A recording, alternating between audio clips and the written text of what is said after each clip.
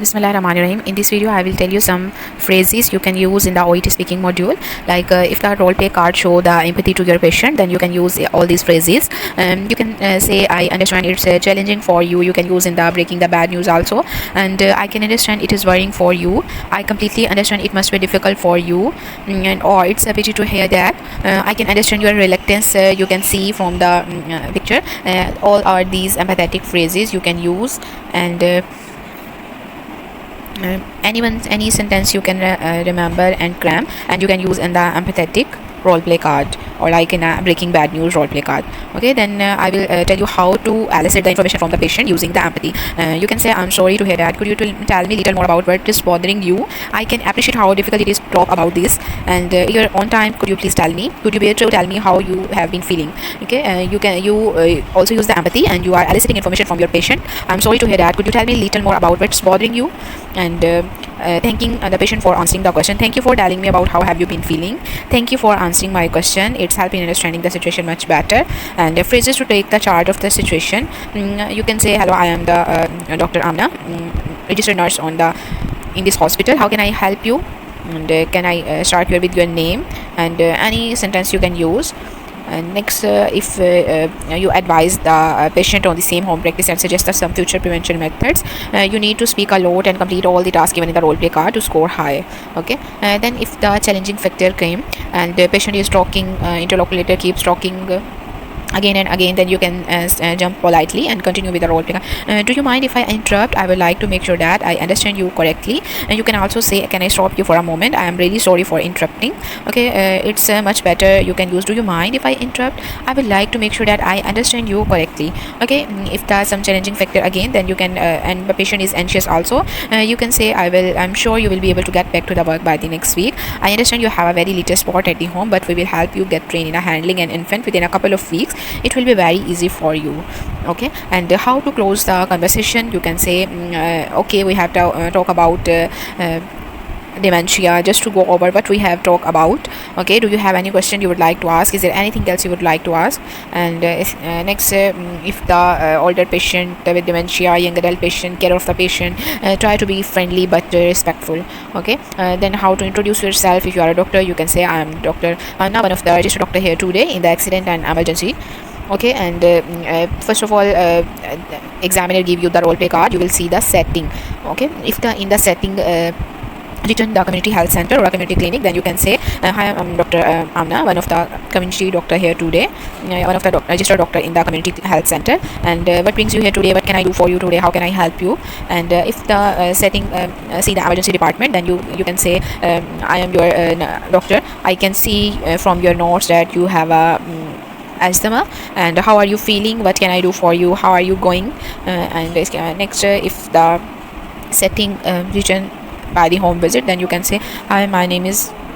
Then I will teach you some speaking tips. You can use, "How may I address you?" Okay, how long has the pain been bothering you? Not how long is the pain bothering you. How long has the pain been bothering you? Okay, let me explain in a detail. Let me too is very it's very not good. You can say, let me explain in a detail. And you can also use, "This will help to heal your wound."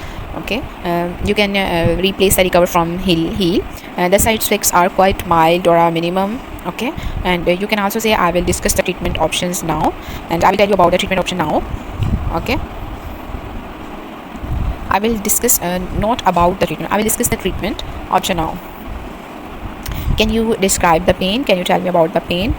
At this stage, I recommend taking your medication regularly. If you don't have a shower, the wound might get infected.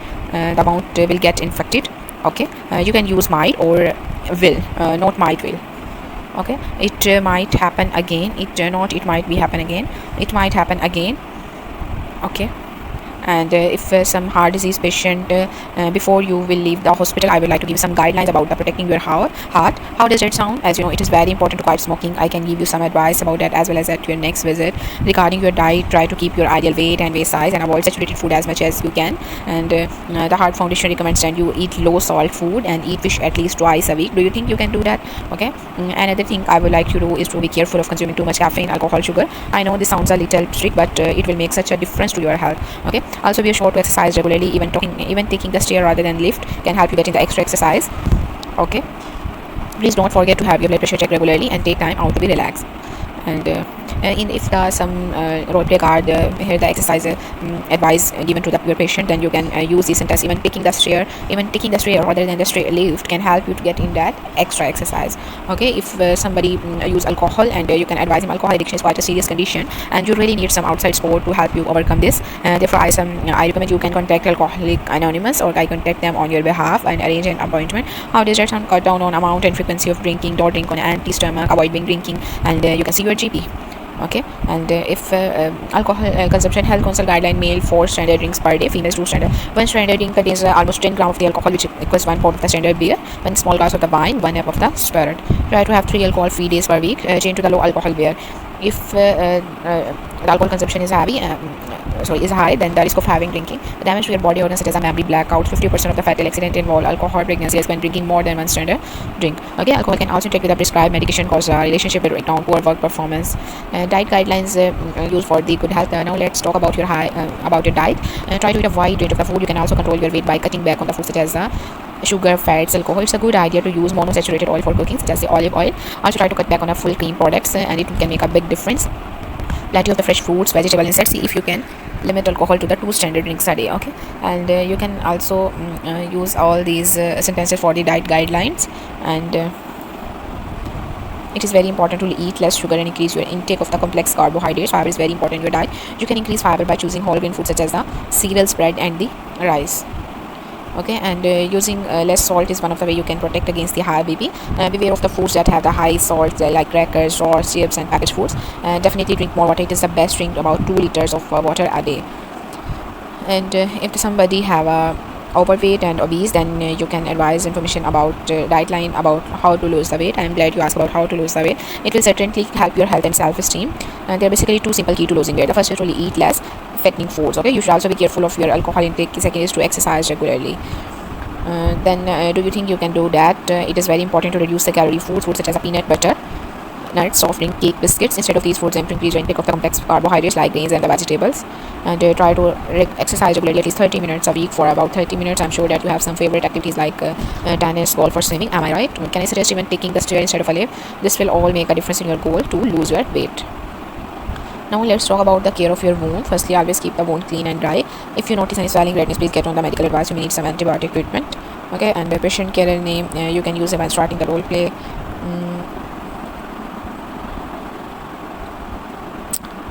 And the second, almost all things are covered. If you have any query, you can discuss in the comment box.